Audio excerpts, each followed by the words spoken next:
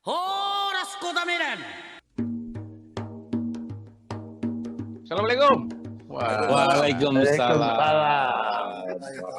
Apa kabar? Hari ini kita kedatangan tamu. Jadi perlu juga saya perkenalkan Mas Sisno Adiwinoto. Ya, ini orang Medan. Tapi kalau orang Medan namanya Sisno Adiwinoto udah pasti tahu lah. Ini pasti Pujasesuma, putra Jawa, kelahiran Sumatera ya. Jadi Mas Sisno ini bukan keluyuran. Bukan keluyuran, kelahiran. Jadi Mas Sisno ini kebetulan juga kakak kelas saya di SMA 3 Medan. Beliau lulusan 71, saya 73. Kemudian beliau adalah profesi sebagai polisi, walaupun ya secara dinas kayak sih nggak pernah di Medan ya. Tapi justru Kapolseknya saya tahu dulu di Padang. Ya nanti kita akan jelaskan tentang siapa beliau. Dan ada 2 kali sebagai Kapolda di Sulawesi Selatan dan juga Sumatera Selatan. Kemudian juga pernah Kadif Humas Polri. Nah kalau kita uraikan ini tentang jabatan beliau dengan posisinya dan tugas, mungkin panjang banget ya. Lama juga di luar negeri. Kemudian saya loncat saja mungkin nanti Mas Sisno bisa ngelengkapin. Terakhir kalau nggak salah saya sebagai staf penasihat ahli Polri ya sampai hari ini. Ya. Jadi kayaknya nggak asing lah. Sering kalau ada masalah-masalah Polri nonton di TV wajah Bang Sisno ini ya di mana-mana ya. Jadi kami senang sekali hari ini agak sedikit lebih bisa bicara dengan lebih banyak tambah wawasan kita juga. Selamat datang Mas Sisno. Selamat datang. Terima kasih. Selamat abang-abang semua. Selamat ketemu. Ya. Kita ngomong tentang Medan jadi ya. Ngingetin dia paling tidak saya sampai SMA kan ada di Medan. Iya. Jadi kalau Mas Sisno ini dulu ketemu saya itu, saya kelas 1 masuk sore, dia kelas 3 pulang siang, ketemunya di siang hari. Beliau tinggal di Tanjung Morawa, jadi orang Kebot juga. Oh gitu. Kenapa tadi Bang Halis? Kenapa Bang? Ya, saya kan mau cerita sama Mas Sis dulu ya, gitu ya. Walaupun dia orang Medan, tapi karena dia polisi, ini rasa-rasanya masih ada perasaan kita ya. Dari dulu kita selalu ditakuti anak-anak. Awas kau, ada polisi, awas kau katanya.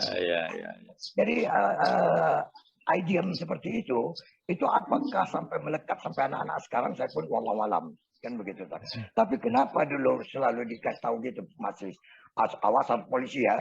Jangan nangis kau, dipisah apa polisi. Nah begitu Mas Sis ya. Aku jadi takut-takut jadi ngomong sama Mas Sis ini jadi ini kan. Itu polisi zaman kolonial gitu memang. Jadi untuk nakut-nakutin rakyat supaya rakyat nggak berontak. Jadi dikit-sedikit awas ada polisi. Sampai anak-anak nangis pun awas ada polisi. Itu memang gitu. Kalau sekarang udah kodrati, polisi itu memang kalau lagu itu lagu benci tapi rindu. Kalau datang polisi razia itu pasti benci. Waduh, polisi razia lagi. Tapi kalau dia lagi kecelakaan, lagi kerampok, waduh, baru dia rindu setengah mati. Mana kok nggak ada polisi? Dibenci tapi rindu. Sampai ada begini Mas Sis. Kalau dulu kan kemarin kan orang takut sama polisi. Sekarang selain idiomnya, polisi tidur aja bikin susah, apalagi bangun. Tapi secara emosional, si Sisno kan orang tua juga polisi. Jadi sebenarnya nggak jauh-jauh amat ya. Nah memang kita perlu juga. Ini ngomong-ngomong sebelum lanjut, ini posisi Mas Sisno di mana nih? Gadok ya, kalau nggak salah aku pernah. Saya di Gadok, di Gadok 168. Dekat sebelah Pusdiklat BPKP. Pusdiklat BPKP. Jadi kita yang di Jakarta bisa lah mampir karena rumahku kan dekat. Aku rumah di Bogor. Oh iya betul. Sampai lewat. Ya, ini kan weekend ini. Jadi Bang Halis. Boleh. Sedikit Bang, untuk mencairkan suasana. Kalau Abang punya stigma dan orang-orang banyak punya stigma takut pada polisi. Aku justru tidak pernah takut sama polisi. Sedari kecil udah aku kencingi itu polisi. bapakku ku kencingi. dia lagi gendong aku ku kencingi. Iya. Jadi yang berani ngencingin polisi gitu. Cuma aku lah. Karena kita hidup di asrama, kita hidup di kompleks polisi. Kalau abang masih ingat, aku kan tinggal di kompleks Pamen di belakang Komdak di Kampung Keling, belakang Medan Klub. Oh ya, ya dari apa ya? Ada 4 tahun 5 tahun lah tinggal di apa itu kompleks Pamen namanya. Ya, Les, soal berani Les, ini muncul pula pertanyaan. Siapa orang Batak yang berani naik ke atas meja dan berdialog dengan presiden? Jadi pertanyaan sekarang siapa itu? Siapa itu? Itu baru Nasution itu. Itu anaknya Bobi. Diangkat anaknya Bobi. Kemarin ada gambarnya diangkat ke atas meja sama Ibu Iriana dan Pak Jokowi berdialog ya. Itu anak Batak pertama yang berdialog sama presiden. Dia bukan orang Batak, dia tuh cucu presiden. Oh gitu ya. Jadi gini, cerita sekarang ini kita lihat kondisi ini kan begini, kebetulan kita 2 di Jakarta plus Mas Isno nih. Yang 3 ini Medan, ya lebih banyak lah tahu kondisi. Tapi yang menarik kemarin itu ada cerita pada saat malam tahun baru. Kita undang ada 1 orang sebagai orang bintang tamu lah, ibu-ibu ngomong kayak di Medan ini nggak ada itu corona, nggak ada itu COVID katanya. Jadi terus sampai saya tanya, terus gimana? Kalau di Jakarta ini ketat juga nih polisi ngawasin kalau ada apa-apa, kok di Medan bisa dibebaskan begitu? Saya nggak tahu. Coba Jaya lihatnya gimana kondisi kemarin pengamatan di lokasi apa Jaya? Ya jangankan aku Mendagri aja ke Medan bingung. Ini di Medan ada corona atau enggak katanya? Nggak ada beda. Di mana pun nggak ada beda. Ya paling-paling yang nampak terlihat jelas itu di mall. Di mall besar itu memang menurun. Tapi kalau di kampung, Marelan, Batangkuis, itu nggak dikenal itu. Yang namanya corona. Ya, meninggal nggak tahu juga. Meninggal ada juga, banyak juga. Kawan-kawan kita kan banyak meninggal juga. Nah, corona yang sakit. Tapi di kampung macam biasa aja, nggak ada masalah. Itu yang membuat kita heran. Orang Pak Gubernur aja bilang 60% dari Sumatera Utara nggak percaya corona katanya, nggak ikut dengan prokes itu, kan nggak percaya. Itu yang jadi masalah di Kota Medan nih. Dan karena udah terbiasa, ya kita anggap juga nggak ada. Makanya orang ketakutan setengah mati bagi kita di Medan, ketawa-ketawa aja. Ya istilah orang Aceh aja lah, di waktu perang GAM itu. Kalau kami di Aceh ini, kalau tembak-menembak itu biasa Pak. Main-main aja itu. Cuman kalau pas kena bapak mati ya itu baru betul-betul gitu.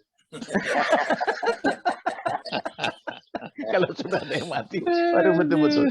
Itu gimana Mas Isno peranan polisi sebenarnya di dalam konteks katakanlah pengawasan terhadap masalah COVID ya, juga masalah-masalah lain ya. Sekarang kan banyak hal nih sebenarnya yang disibukkan polisi nih, mengenai COVID 1, mengenai undang-undang ITE 1 ya kan. Ini agak ribet juga ya. Gimana kira-kira pandangan Mas Isno, katakanlah walaupun nggak pengalaman di Medan secara umum mungkin bisa digambarkan. Ya, jadi balik mengenai polisi ya. Sebenarnya saya anak polisi tapi dulu termasuk yang dilarang masuk polisi. Oh sama. Dia bilang kalau ini jangan jadi polisi nanti, jadi aja tentara, biar bisa jadi bupati katanya. Kalau polisi nggak ada bisa jadi bupati.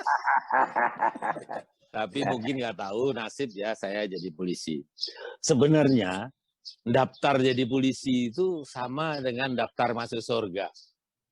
Gitu loh. Karena dia akan melindungi, mengayomi, melayani, memelihara keamanan, membela yang benar, mengoreksi yang salah, calon masuk surga lah. Tapi masalahnya, kata orang yang jalan-jalan di neraka, kok banyak ya polisi di neraka. Nah, itu yang menjadi masalah. Terus di dunia, dulu katanya cerita ini, polisi itu ada kejuaraan, polisi di dunia itu, untuk memeriksa mumi. Mumi diperiksa, Jepang ngomong ini sekian ratus tahun. Panitia bilang salah, Amerika ngomong sekian ratus tahun, salah. Semua salah. Giliran Indonesia berapa tahun? 255 tahun. benar 100. Itu bisa pas gitu loh. Terus pada nanya, gimana caranya polisi Indonesia kok mumi itu bisa pas tepatnya? Yang jawab polisinya, aku gebukin ngaku dia katanya. Aku 250. Jadi itu polisi dulu itu kalau meriksa digebukin pasti ngaku ya gitu. Saya teringat juga satu Mumi aja ngaku. Ya, saya ada joknya satu itu mengenai polisi kan. Ini kita dulu ngolok-ngolok orang tua kita. Jadi katanya bagaimana perlombaan memeras anduk. Anduk basah diperas. Wah, dapat 1 ember. Ya. Dapat nanti 1 cangkir. Pas sampai ke polisi Indonesia, itu anduk kering. Nggak bisa diperas. Tapi masuk ke sini, diperasnya keluar juga airnya. Masih bisa. Anduk kering pun bisa diperas. Jadi menarik ya, yang tadi menarik yang disampaikan oleh Mas Yesson. Jadi stigma yang dibangun itu sebenarnya kadang-kadang udah begitu meluas ya. Sementara pada saat mendaftar itu, kata tadi mendaftar kayak ke surga. Ada satu cerita menarik. Jadi ada orang stres. Jadi orang stres ini saking stres yang butuh duit segala macam, dia buat surat, dia kirim ke Tuhan, Tuhan yang terhormat. Akhirnya begitu dia kirim, nah surat ini kan alamatnya nggak jelas, sampailah ke kantor polisi. Sampai ke kantor polisi kenal ini dengan yang kirim surat ini. Kemudian, aduh ini bahaya nih kawan kita ini. Kita kalau nggak tolong, siapa lagi yang bantu? Akhirnya polisi ini baca suratnya, dia minta duit. Dia minta duit, kalau nggak salah sekitar, nggak banyak-banyak, cuma 1 juta. Ngumpul-ngumpul di kantor itu, mana-mana patungan-patungan, dapatlah. Nggak cukup 1 juta, cuma 500.000. Dikirim baliklah ke yang bersangkutan. Nah, begitu diterima, alhamdulillah memang Tuhan Maha Pengasih dan Maha Penyayang. Gitu. Dia buka amplop, dia lihat ada duit di dalamnya. 500.000. Tapi tetap dia bilang terima kasih, cuma dia buat note.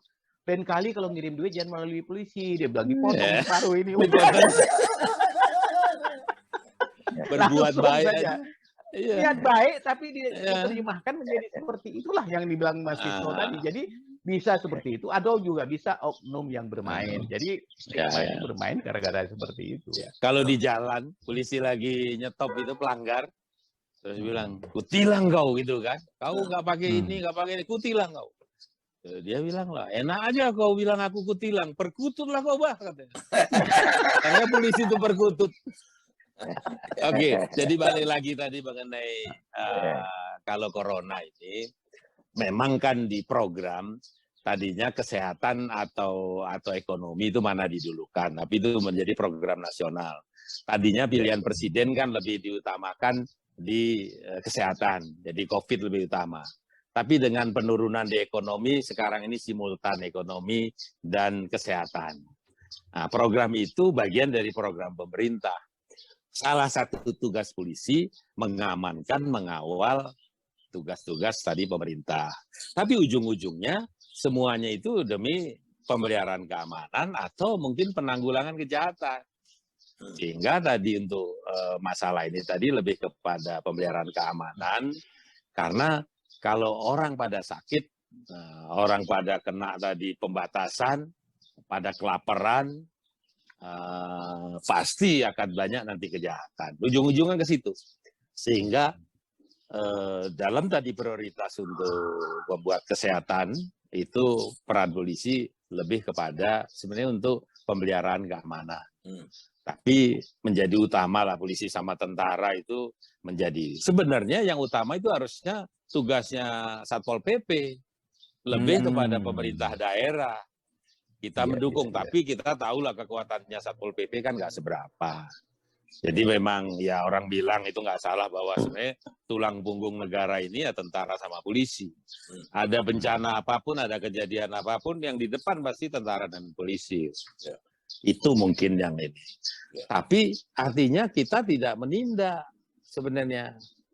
Nah, tapi kadang-kadang di lapangan itu mungkin yang lain di belakang, pas ada polisi, polisinya di depan, sepertinya polisi yang menjadi peran utama. Kadang-kadang tentara sepertinya menjadi peran utama. Mungkin itu aja situasinya. Tapi apapun tadi, kadang-kadang ya tadi yang Bang Idrus bilang, berbuat baik pun Nah, tadi Ya. udah a priori salah, apalagi tidak berbuat baik.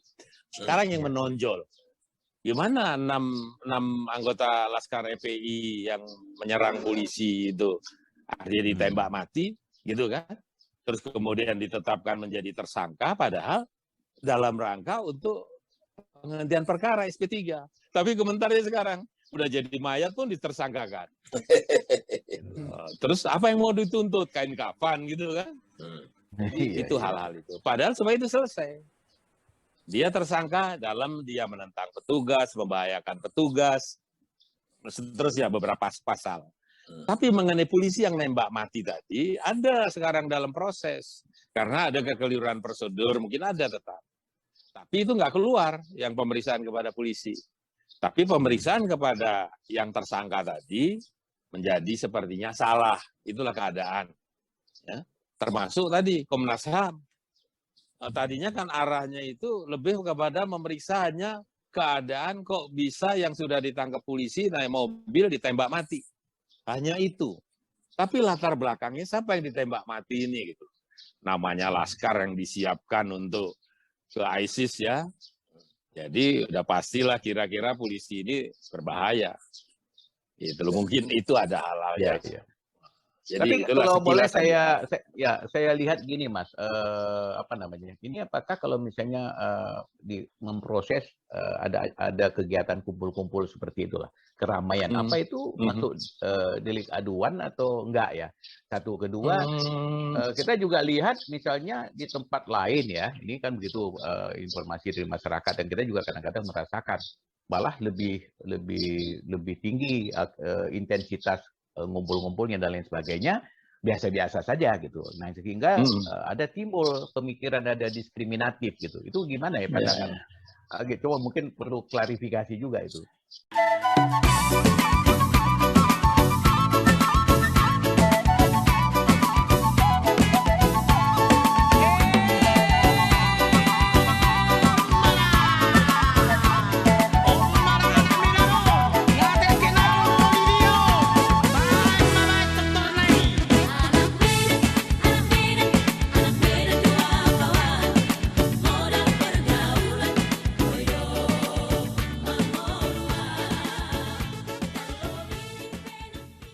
Horas Kota Medan.